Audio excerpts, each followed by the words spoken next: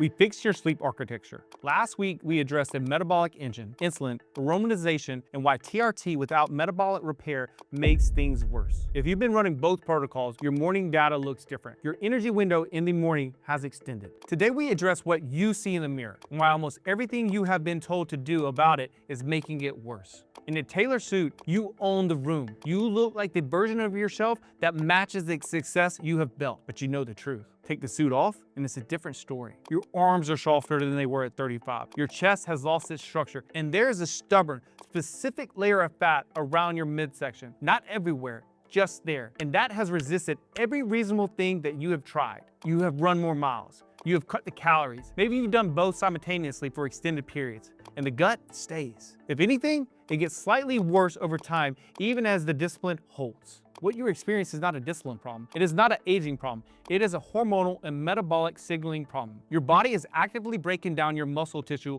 for fuel while simultaneously storing fat around your organs as a survival mechanism. Running more miles and eating less food is pouring gasoline on that exact fire. Here's the executive profile I'll see constantly. You're a former athlete, college sports, maybe a competitive background, someone who at some point in their 20s had a real baseline of fitness. Now you're running the company. P&L responsibility, personal decisions, board accountability. But the problem is they're still bringing that same work ethic from what they were doing in their 20s to the gym that they use to build the company, which means they're doing too much of the wrong things and they cannot understand why the results are not proportional to the effort. Running a multi-million-dollar organization on sustained adrenaline is already catabolic.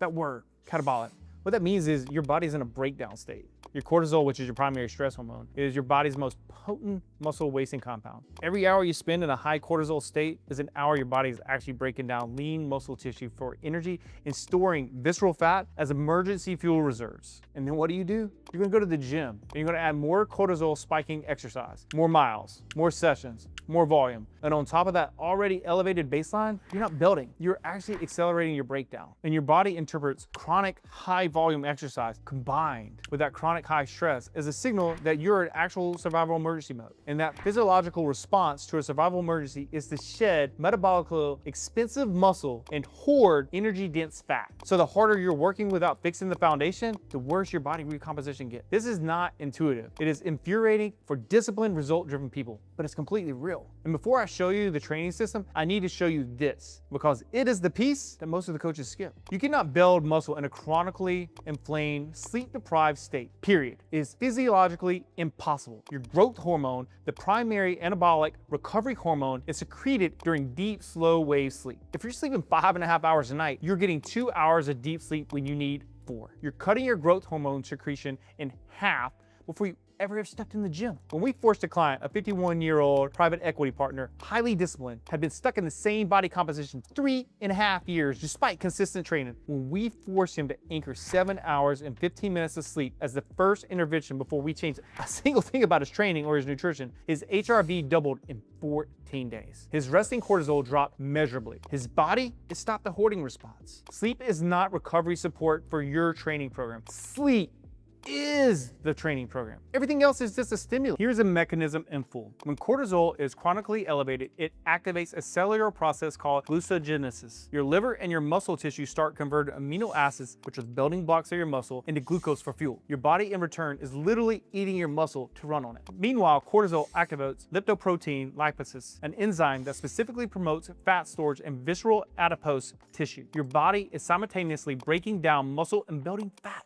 These two processes are now running in parallel right now in every executive who has not addressed the cortisol foundation. This is why skinny fat is such a specific and stubborn presentation. It is not a weight gain. It is body composition training. You are losing structural tissue and gaining fat tissue at a roughly similar rate. So the scale does not dramatically move, but everything you see and feel in your body is degrading. This private equity partner, 48 years old, he's managing a fund, father of 3, has been doing cardio 5 days a week and eating what he believed was a healthy diet. On paper, it all looked controlled. But then on a DEXA scan, which is a dual energy x-ray scan that tells you exactly how much lean mass, fat mass, and bone density you have and where, He was losing roughly about a pound of lean muscle per year and gaining slightly more than a pound of visceral fat per year. He'd been doing this for at least 4 years. Nobody told him because his blood work looked fine and his body weight was stable. We stopped the daily cardio. We fed him aggressively by his standards. We changed the hormonal signal from survival mode to build. 90 days later, DEXA shows 8 pounds of lean muscle gas, 3 inches off the waist. That's not weight loss, that's body reconstruction. Those are fundamentally different outcomes and they require a fundamentally different approach. To break this skinny fat cycle, you have to send a specific biological signal. It is safe to build. That signal has 3 components and the sequence matters. First, anchor the sleep. This is a non-negotiable. We covered this in the previous videos and reinforced it on another video. And I'm going to say it one more time because this is the one that people still try to skip.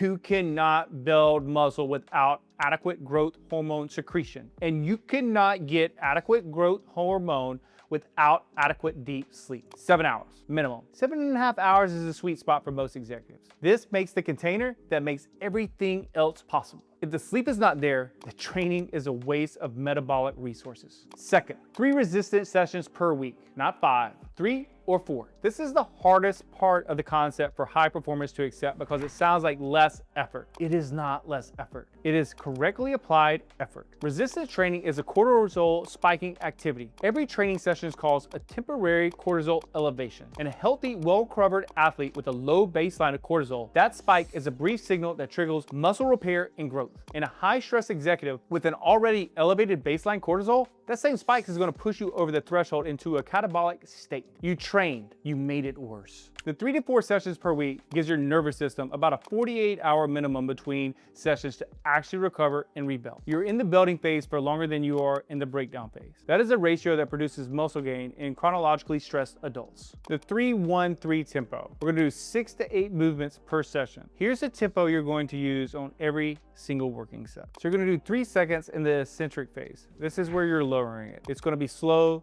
controlled, and in full range. Then 1 second pause at the full stretch position. Do not bounce. Do not use momentum. This is a full stop. Then we'll spend 3 seconds in the concentric phase. This is the lifting phase. Deliberate, not slow out of weakness, but slow out of control. So the reason we do this is for a technical precision. You name that threshold. The involuntary deceleration.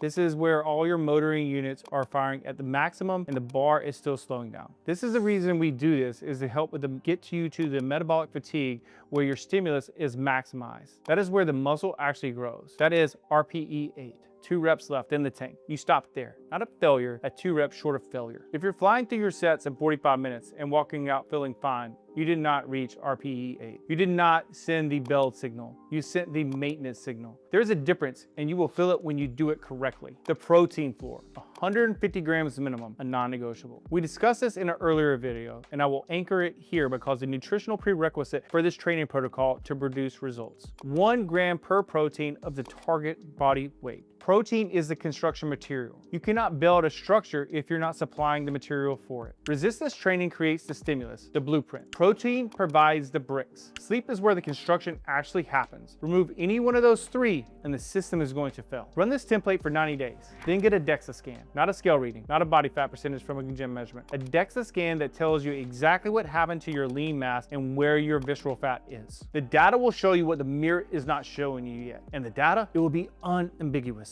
We stop the aimless cardio, implement high leverage resistant training, and build the hormonal environment that makes body reconstruction possible. Everything calibrated to your labs, your sleep data, and your schedule. Book the call below. If we cannot find a reasonable 20% energy gain on paper, we do not take you on. And the final video in this series, 3 weeks in, you have the recovery foundation, the metabolic engine, and the body composition system. The last piece is the one most executives are missing, and it is why this all tends to fall apart under pressure. You need an operating system that does not depend on willpower, because willpower is a resource. You have already spent most of yours before 9 a.m., and I'm going to show you exactly how to build a system that runs without it. That is what's next.